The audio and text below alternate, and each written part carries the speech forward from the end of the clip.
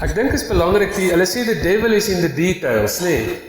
En dit is vir my baie oulik, Martin, dat ons bietjie oor die details praat, want baie keer wat gebeur as ons oor die goed praat, mens voel eintlik maar net skuldig, en dan gaan jy maar net aan. En ek dink wat gebeur is, daar's sekere filters, wat kan maak dat 'n mens, wanneer jy die oproep hoor van Jesus om betrokke te wees in die wêreld, dat 'n mens dit nie hoor nie. En ek wil gou ietsiekie daaroor vir julle sê. So ek gaan vir julle hierdie PowerPoint wys. Een van die goed is ons persepsie van, ek bedoel, dit is 'n baie tipiese ding wat 'n ou sal sê, nee, hier is 'n ou Russiese skilder wat dit geskilder het, wat sê, maar hoekom wil jy alles op 'n skinbord hê, jy weet? Ek was baie hard werk om hier te kom, en ek dink wat baie keer nodig is, as ons rarig met integriteit wil omgee en wat ander omgee, dan sal ons met empatie hê. Nee, skuldgevoelens, sê hulle, it's a good activator, but it's a horrible motivator. Dit is so suiker. Dit bring jou energie op, en dan voel jy nog meer lam. Dit het jou nou aan die gang gekry, maar jy het die krag vir hierdie storie. Waar liefde, 'n ongelooflike motivering is. Liefde dra mense deur, jy weet, mense al deur vure gestap, en deur die see geswem, en snaakse goed gedoen vir liefde. Liefde vat jou net baie verder as skuldgevoel.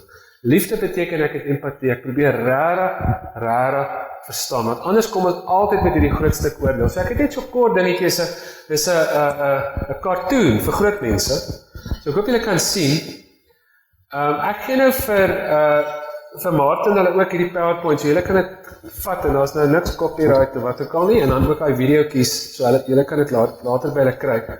Maar hierdie cartoon, wat hierdie ouetjie geteken het, sy naam is Toby Morris, het my ongelooflik geraak, en dis die storie van baie mense wat oor ons pad kom, en ek wens ons kan dit besef, al twee kante van die draad moet dit besef, want ons het hierdie enorme ekonomiese grens in Suid-Afrika.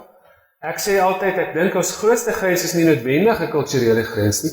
Die ingenieur sal dalk nog middagete gaan eet saam met die wit ingenieur saam met die swart ingenieur, maar die kans is baie klein dat enige een van hulle twee, die swart ou iemand uit die plakkerskamp die naweek gaan nooi vir 'n braai, of die wit ou uit 'n plakkerskamp gaan nooi vir 'n braai. Die ekonomiese grens is enorm.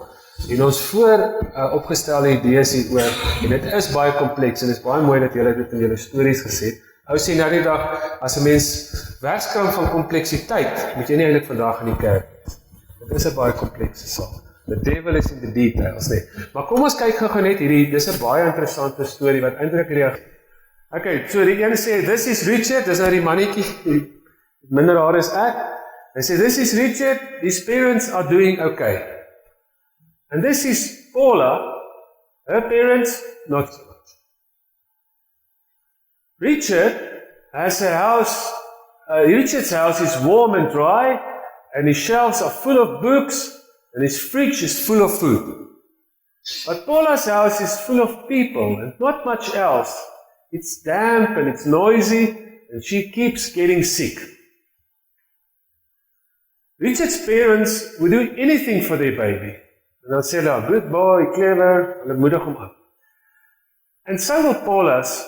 That's why they're working 2 jobs.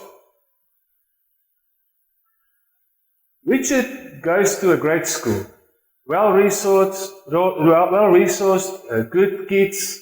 His teachers love their job. At Paula's school, the class sizes are large. The school is underfunded and looks it. The teachers are tired, stretched thin from the stress. Dan sê sy, I need a new job, sê die juffrou. So maybe we can see why expectations set for Richard, en dan doikie. Sy pa het B+, oh dear, we need to get a tutor. Okay, kry 'n B+, wat is dit, iets 75, en dan sê hy, ons moet maar 'n tutor kry. En dan Paula might be slightly different to those set for Paula. Okay, the expectations for B, not too bad, sê haar pa.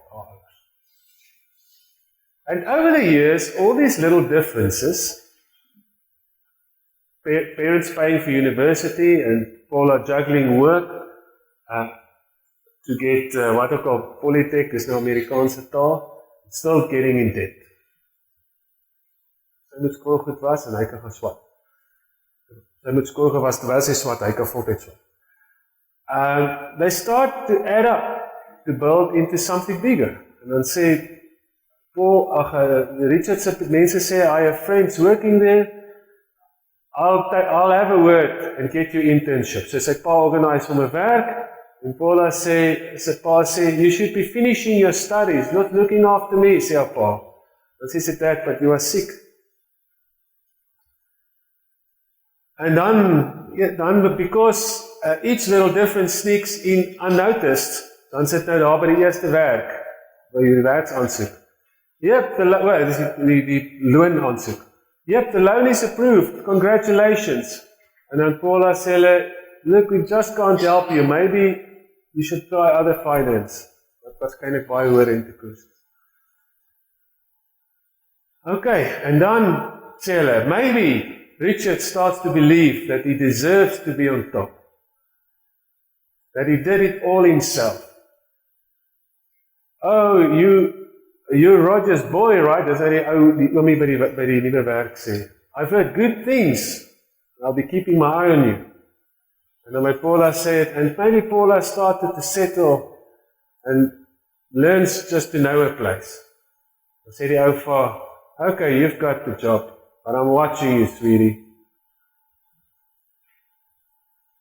Okay, nou hierdie die einde van die storie. Dis waar hulle nou lekker daar by 'n dinnerparty is, en hier's Richard en Paula. Dan sê, vra die ou, what is the secret to your success, vir Richard? En dan sê Paula, oh, excuse me, sy dra die skingbord. Okay, volgende een. Dan sê Richard, less whining, more hard work, I say. I'm sick of people asking for handouts. No one ever handed me anything on a plate. En dan sê die ou, I really not, I hope not. En dan gee Paula vir hom op 'n plate 'n koekie. So is nogal baie ironies. Is nogal interessant, nee. So ek dink net, dit voel vir my partykeer asof die odds so, die kinders wat nou by Echo kom en so teen hulle is. Jy weet, ons praat van milieu gestremde kinders, daar spesiale skole net vir dit. Kinders wat net baie swak gestimuleer is as jy weet, oor 'n klein was. Ensovoorts. Hierdie ouetjie wat ek nou vanmiddag lughawe toe vat, hy was 'n vlugteling kind in die Kongo, daar naby die Burundi grens, en hulle het sy dorpie gebong, en maar met die mense met pangas doodgekap een nag, en met tanks en mortiere goed ingekom, almal doodgemaak. Hy het gehardloop en gevlug. Sy pa het boerderytjie gehad, hy was in 'n skooltjie, hy was in 'n kerkie, baie goeie Christen ouetjie, maar as 'n klein seentjie, toe hy deur Afrika gevlug, en toe ek, eendag toe sien ek, hy is bang, toe wil hy nie in die kar het, en toe besef ek, die local Suid-Afrikaanse mense maak hom mal, hulle dreig om, hulle gaan hom doodmaak. Dus het hoeveel keer gaan die polisie om nou vang, dat hy het nie papiere by hom, dan steel hulle sy geld. Hy het in Pretoria geland op die ouene as 'n straatkind, wat net, hy kon nie Engels praat, hy kon Frans praat. En, so alles was teen hom. Ek sê van Biamungu, and to what countries did you come? He said, no, I didn't know the names of countries, I was still a young boy. En 'n lang storie kort te maak, het op die einde toe nou by 'n shelter beland, en by ons beland, en skool klaar gemaak, en die UN in Suid-Afrika wil hom nou nog steeds nie legal status gee. En hy is regtig 'n vlugtelingkind. En hy het nie gekies nie, hy het soveel gekies om daar in Kongo gebore te wees, dat ek gekies het om in die Vrystaat gebore te wees. Niks gekies daarvan nie. Hy was eintlik baie dapper om tot hier te vorder. En toe is met 'n human rights advocate en baie moeite het ons op 'n manier gekry. Maar die odds was so teen hom. Ok, gooi sommer die volgende ene.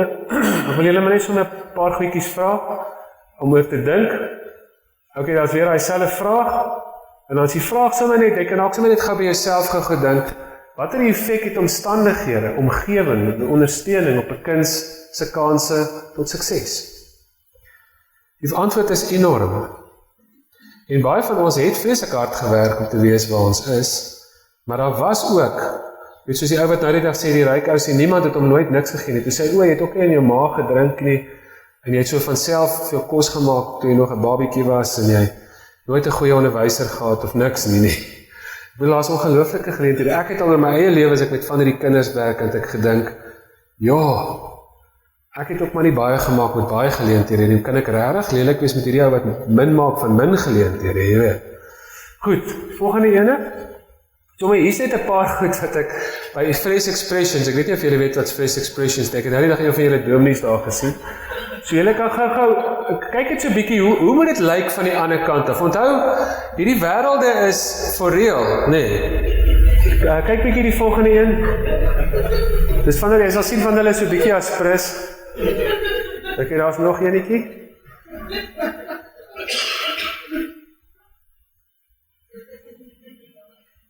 Okay, volgende een.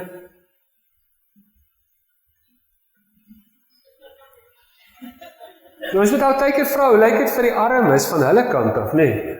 Okay, volgende een.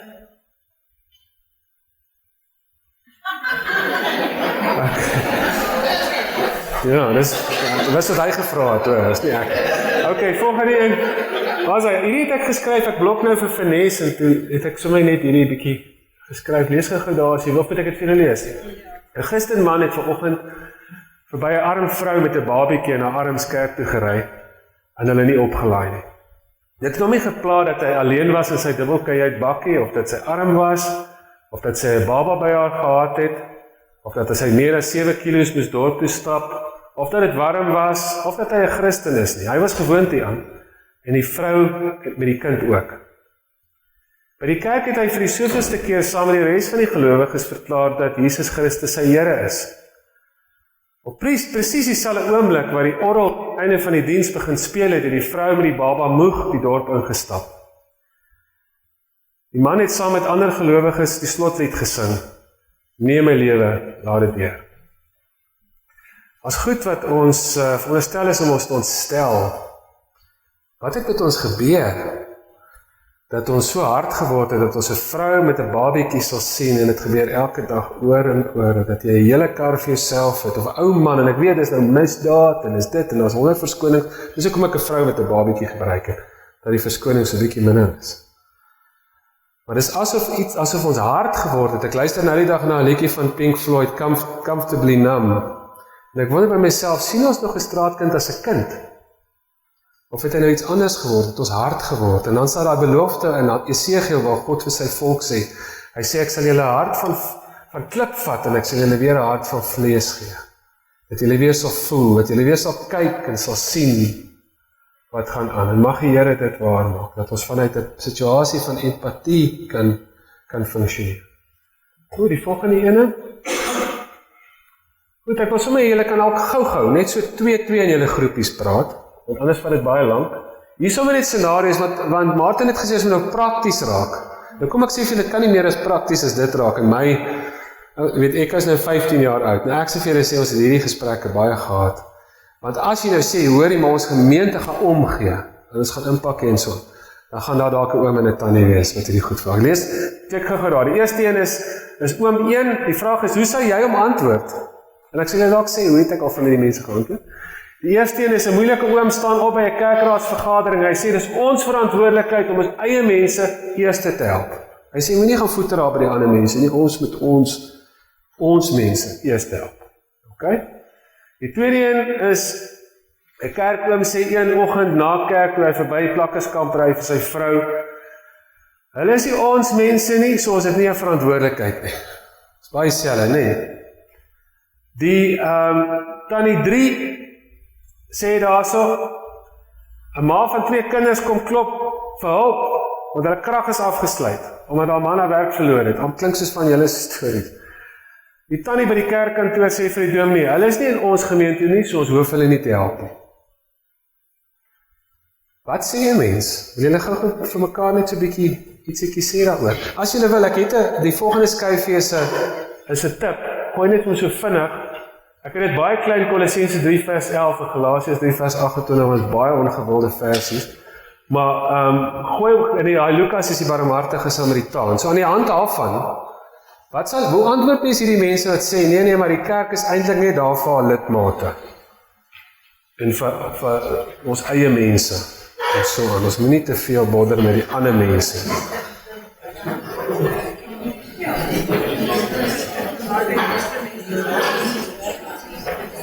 Gooi gou weer daai vorige een.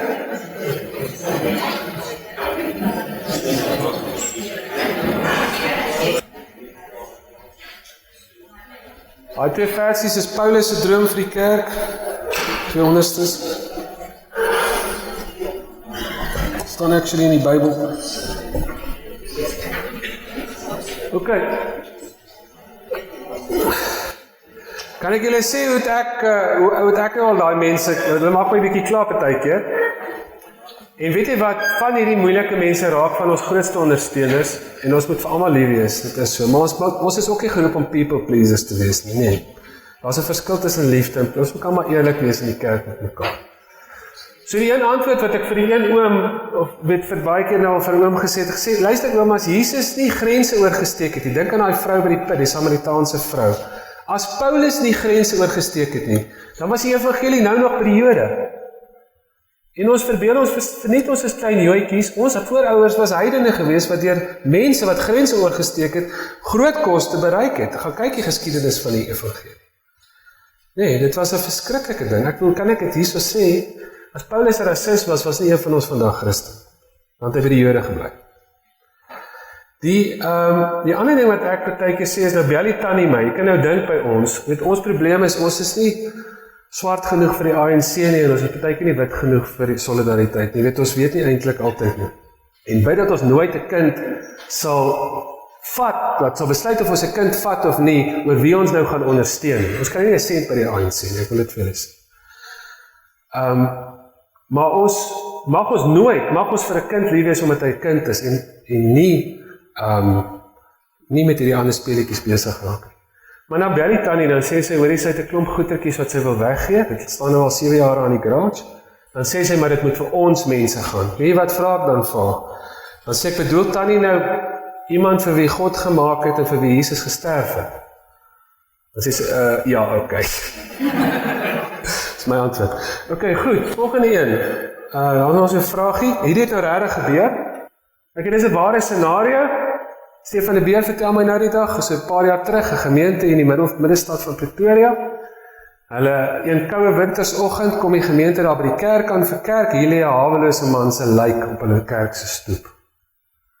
Nou is die eerste vraag, wat sou die regte ding wees om te doen? Wat maak 'n mens met daai krisis wat nou daar gebeur het? Wat maak jy as so iets op jou kerk se stoep gebeur het? Hoe verander dit jou manier van kerk is? En dan die tweede een is, julle kan raai wat het hulle gedoen, en ek sal julle nou sê wat het hulle gedoen. Okay, wil julle gou raai? Dis 'n goeie vraag. Dalk nie, ek weet nie. Okay, toe die lijkshuis gebel en so, die lijks verwyder. Okay, so dit gaan nou nie wat het met die lijk gedoen nie, maar wat was hulle, wat het besluit die kerk geneem na aanleiding van dit wat gebeur het? Okay.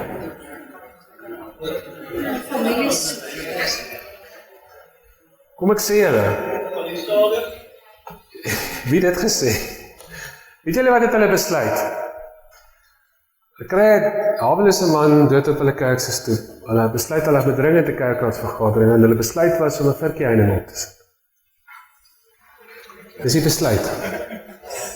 En toe dink ek aan myself toe ek het hoor, hoe vreemde visserman is dit nie, 'n visserman wat heininge opsit om die visse uit te hou. Wat het van ons geword? Nee. Jesus het gesê, kom na my toe, almal wat moeg en oorlaai is, die kerk sê, jy is welkom sondeoggend tussen 9 en 10, as jy ordentlik genoeg lyk. Dit is amper, partykeer dink ek ons manier van kerkies is, as jy die evangeliese vat, en jy so die radikale ander kant vat. Jy so sê, wat is die radikale kontras van Jesus? Wat staan reg hier teenoor? Dan is dit partykeer wat ons sien. En dit moet ons ontstel. Dit moet. En kom ek sê julle, Jesus het mense dikwels ontstel. Gaan lees die 4 evangelies. Volgende enetjie. Lees bietjie daai quote. Dit is nogal iets wat my geraak het. Hy sê, you have more than you need, build along a table, not a higher fence. So as jy meer het as wat jy nodig het, maak jou tafel langer, moenie jou heining hoër maak. Nee, dis nogal 'n goeie.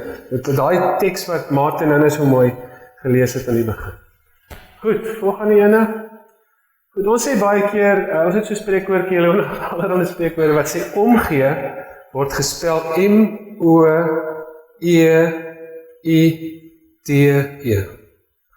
Ons het volgens saam met Biamungu, daai kind wat hier deur Afrika gevlug het, gebid. En, maar ek kan nie vir julle sê, daar's 'n meisie Sanay en daar's 'n ander een Zanay, wat albei nou maatskaplike werkers is. Hulle het dit gaan swat, Sanay is een van die meisies wat saam met ons aan die sending hospitaal die babiekies vasgehou het, wat ons vir niks kon doen nie, ons net gesit en huile. Waar storie wat ek aan die begin vertel het. Ek kan nie vir julle sê hoeveel slapelose nagte het hulle gehad om hierdie ding gereël te kry, dat daai kind gehelp word. Dit is so, en ons almal beleef dit. Moenie vir my, jy kan vir my sê, jy gee vir my om, of jy het my lief, soveel as wat jy wil, dis wanneer jy moeite doen dat ek het glo. Omgee word gespel moeite, ek dink partykeer, dis hoekom ons nie die dwelm afhanklik is, en die haweloos is, en so by die kerk wil hê nie, die werklike arm is. Want dis moeite, let's face it, dis 'n enorme klomp moeite. Een van die ander filters wat ek dink oor ons, wat gebeur as ons hierdie boodskap hoor, die oproep van Jesus om in die wêreld betrokke te raak, is ons dink, maar ek het iemand probeer help, en dit het nie gewerk. Hy het nie waardeer, hy het dit nie gebruik nie, hy het droog gemaak. Ek het hierdie een ou, toe ek nog geswat het, ek het eers 'n potch geswat. Toe was daar hierdie een ou wat by my aangekom met lang storie, want sy vrou is, sy kind is dood, en sy vrou is in die hospitaal, en hy moet vir die begrafnis betaal, 'n lang storie, jy weet, so 'n hele storie. Ek kry hy so jammer, ek gaan trek, daai tyd, my bietjie geld wat ek het, ek vat hom in my kar daar na 'n plek toe, ek betaal, ek huil amper saam met hom, ek is so hartseer en so aan. Worry oor die ou die hele week, seker so 'n maand later, toe stap ek daar by die bult oor die brug, hier kom hierdie ou gestap, maar hy herken my nie, ek het nou nie so gelyk, soos ek nou lyk. Hy herken my nie. Ek wil by hom hoor, hoe gaan dit? Ek is nog so besig om sê, hey, hoe gaan dit? Hy sê vir my, weet wat het gebeur? My vrou is gestik dood.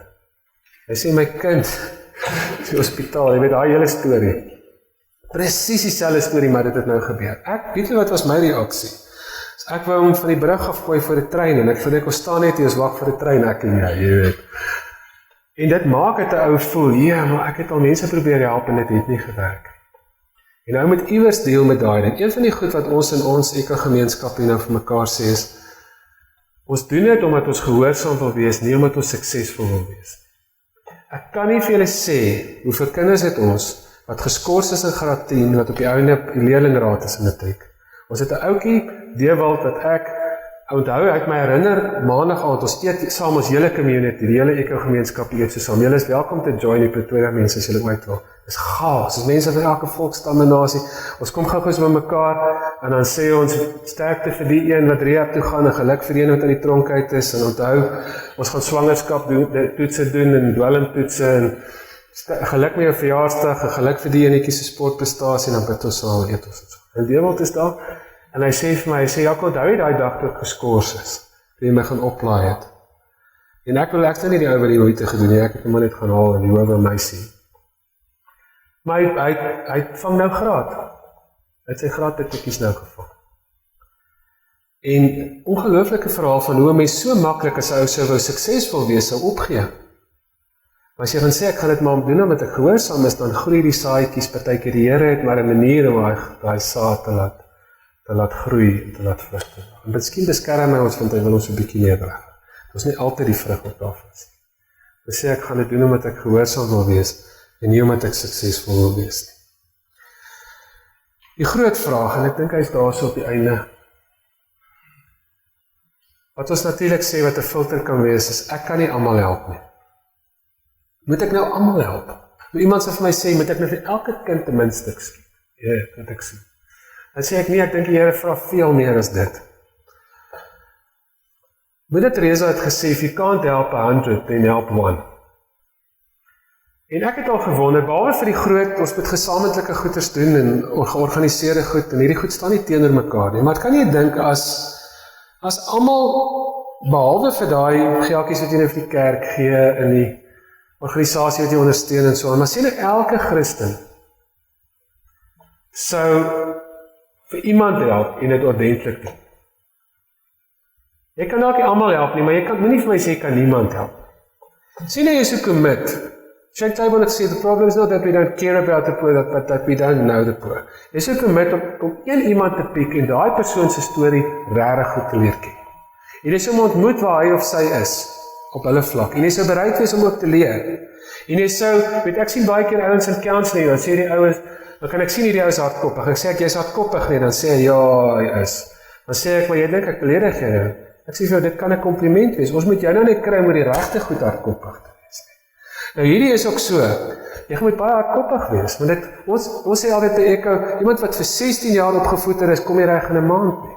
En van hierdie ouens het 'n lange pad gestap. Jy weet dit, jy gaan daar op die donker bietjie met, dit help nie, het voel vir my partykeer, dis 'n Christen nou kom met so, of vrou met so arrogante houding in, is 'n donker ding wat vir jare uit hierdie duisternis en goed oor hierdie persoon se lewe gekom, dan kom hulle so in met 'n flits, dan lig hulle so, dan sê hulle, nee, ek het probeer, jy weet dit werk nie. Maak jy al so 4, jy weet, en dan, nee, maar wat probeer, en weet het nie gewerk. Jy weet, jy met partykeer, iemand wat vir 16 jaar opgevoeder is, kom, dit vat maar 'n paar maande of 'n paar jare op sy pad weer, om regtig daai verhouding te pad, om af te kom aarde toe, en oor die grens te gaan, en die moeite te doen in jouself te gee. So ons het hierdie KGB idee. En dit beteken, dis maar net sommer 'n idee. Ons het seker bandjies, en ek weet bandjies is nie almal se idee nie, en dan sê die ou, hoekom het julle nie flashy bandjies nie? Dan sê ek, wat het deel van undercover verstaan jy? Dis 'n undercover operasie, want Jesus het gesê, linkerhand nie weet wat jy reg doen. So jy kan raad vra en hulp vra, maar jy gaan nie brag by die Bybelstudiegroep, hoe wonderlik jy nou is nie. En jy kan die bandjie in jou sleutel sit, of in jou speeltjie sit, of wat ook al, maar is ietsiekie om jou te herinner. Party mense dra het om hulle arm. En dan herinner dit jou aan 3 commitments. Minimum commitments. Die eerste een is K, is om 1 keer 'n week kontak te maak. Dan sê ek gaan, party ouens kies 'n ouetjie op die straat, dan sê hy, 1 keer 'n week gaan ek 'n paai koop vir my en vir hom, en ek en hy gaan lekker saam dit eet, op die straat. Kijk, daar is nogal 'n verskil tussen of iemand kos uit te deel en om saam met hom te eet. Dis amper meer die Jesus model, om saam met hom te eet. En dan gaan ek sy naam leer ken en sy storie leer ken en so, en ek gaan kontak maak. Ons het so ruk terug gegaan, as al die roemers oor die mense wat op die strate bedel, en almal is mos net skelm en so aan, toe sê ons, kom ons gaan skryf hulle stories, toe gaan ons, en ons ry, en ons gaan koop pies en coke, en ons gaan sit 'n hele aand lank, en ons skryf hulle stories neer, ons kom by mekaar, ons sê, julle ken nou op Dankenstraat soek, dis sy probleem. Hierdie ou is eintlik 'n Weskoppies ou, enige ander land sou hy in 'n inrigting gewees het. Hy gaan waarskynlik nie by Spur werk nie, jy weet. Hy gaan nie 'n waiter wees nie. Daar's fout met sy kop. Hierdie ouetjie sal vir rehab moet gaan, en daai ouetjie daar, as jy my lees sy storieetjie, doen die moeite. En jy preek nie net vir hom, jy leer hom ken. So jy maak kontak, dis waar Afrikaans staan. Die gees staan, jy raak finansiëel, fisies betrokke, wat in elk geval sommer 'n goeie herinnering is om op ander maniere ook betrokke te raak. Jy help hom om sy lisensie te kry, jy help hom sy ID te kry, jy help hom om miskien rehab toe te gaan, of om by 'n plek uit te kom wat hom kan help, of jy gee hom 'n kombers in die winter. En partykeer gaan jy vir 'n lang pad by die ou moet 'n pad stap waar hy nou nog is, hy is nog op straat. En ons slaap baie keer op straat, so ek sê, dit voel vir my, as ou nou hier kom en hy sê, ga vanaand weer, dan kry ek voel, weet jy wat, jy het al 7 jaar op die straat, nog 2 maande gaan jy nou nie doodmaak nie. Ons begin met jou daarso. Van ons naskoolse huis het ons die ding waar, as ou nou regtig droog maak, ons jaag nooit 'n hoërskoolkind weg nie, maar as 'n kind nou in die naskoolse huis regtig droog maak, dan moet hy op die straat gaan slaap, vir 'n week, of hy is uit die huis uit, en met 'n ander plan maak, kan hy weer aansoek doen, kan altyd weer aansoek doen. Kan tronk toe gaan partykeer, kan hy weer aansoek doen, want ons is mos nou 'n familie. En wat interessant is van ons ouens daar, Bushi, as te veel Jaco, so hulle noem hom Bushi, so jy moet weet, as hulle my nog Jaco noem, en hom Bushi nie moet lyk die arme ou. Maar hy, dan met die ouene op straat gaan slaap, dan in plaas van dat hulle, of 'n ou kom maar aan, en hulle het nie van blyplek, en dan sê hulle, okay, maar ons gaan vanaand saam met jou op die straat slaap. Daai Jesus tipe model. Nou ek besef dat almal kan nie dit doen nie, maar daai hele idee van jy maak regtig kontak, want moet die ou waar hy is, maar jy raak ook fisies betrokke by hom. In ander woorde, jy doen 'n bietjie moeite. Hulle sê mos as jy tot bekering kom, met jou beursie ook tot bekering kom.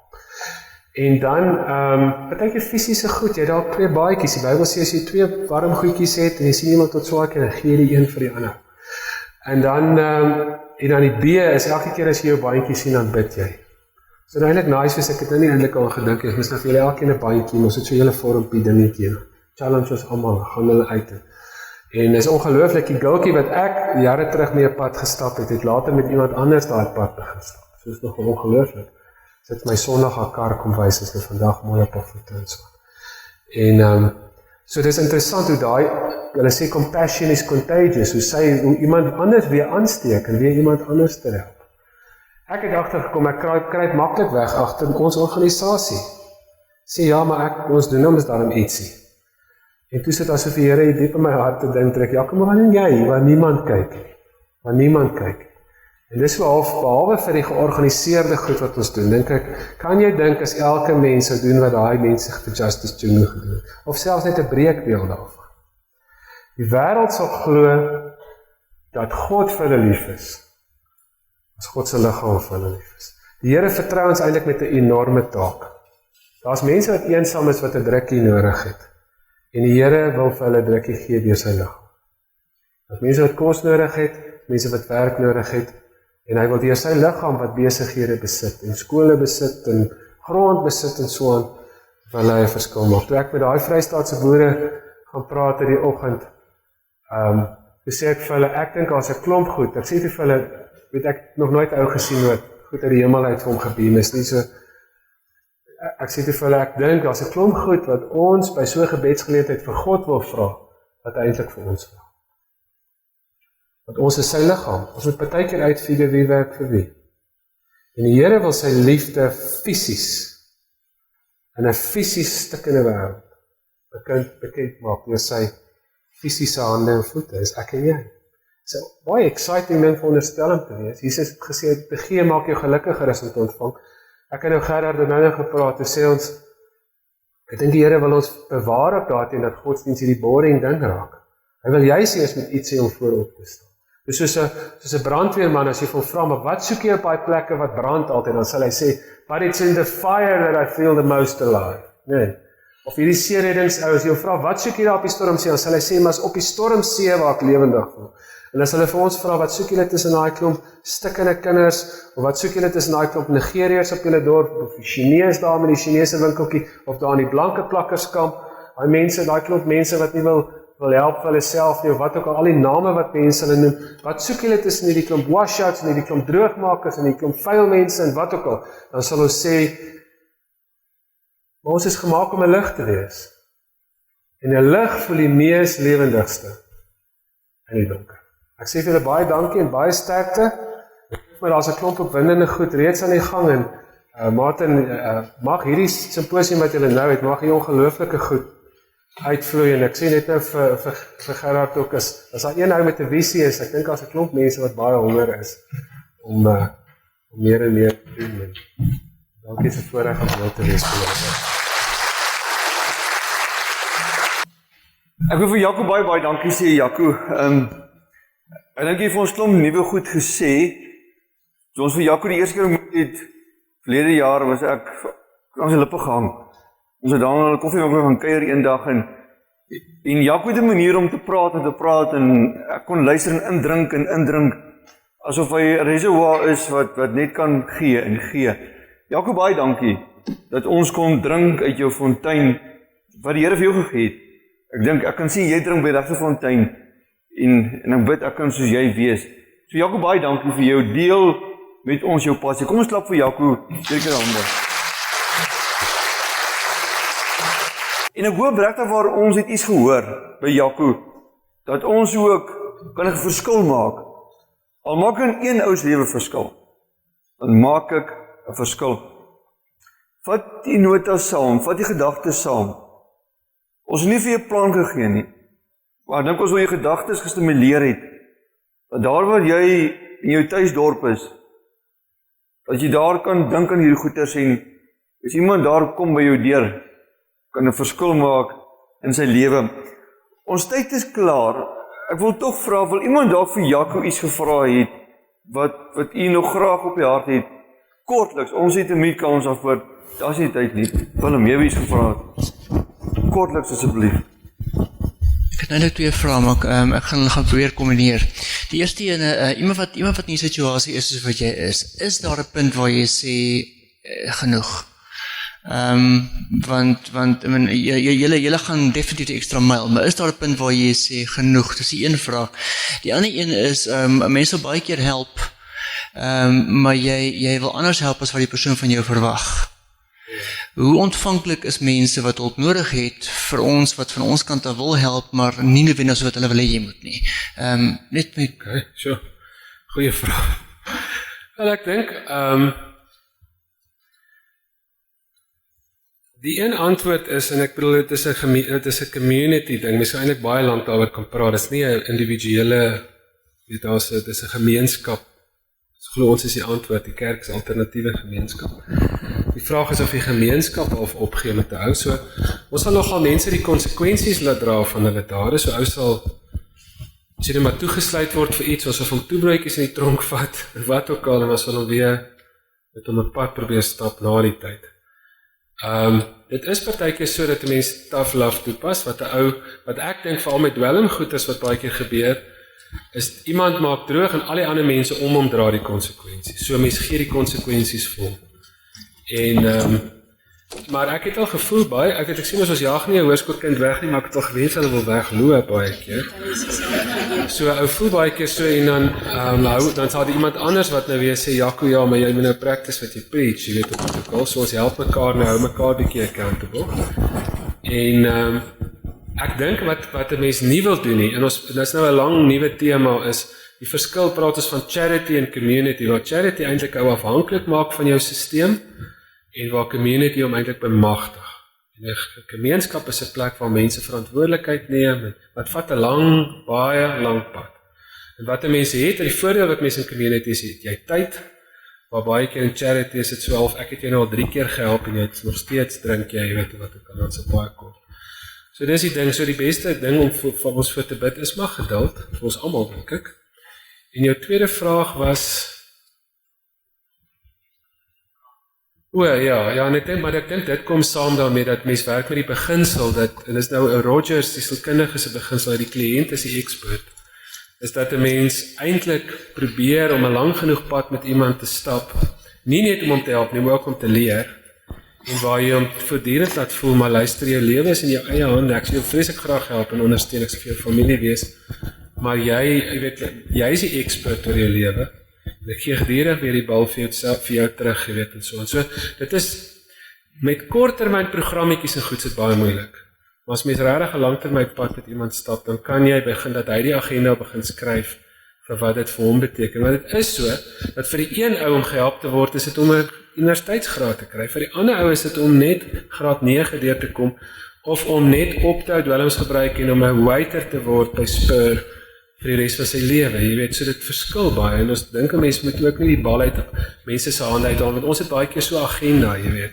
maar dit is daai ding van as 'n mens tyd so vat om iemand te leer ken, en nie net van bo af op hom afkom om hom te vertel wat hy moet doen nie, maar ons maak baie foute, en hy het vreeslike mislukkings, en hy moet gedurig daarmee deel, en maar weer probeer, en mense is ook baie uniek, dis die ander ding wat ons geleer het, en mense baie graag so een algemene maniertjie hê vir almal, maar jy moet eintlik as mense so ongelooflik uniek, vir die een ou werk tough love, hy skrik om dood en hy kom reg, die ander ou breek dit, jy weet, en dit vernietig, en dis 'n baie wysheid wat ons van die Here moet vra, in daai situasies.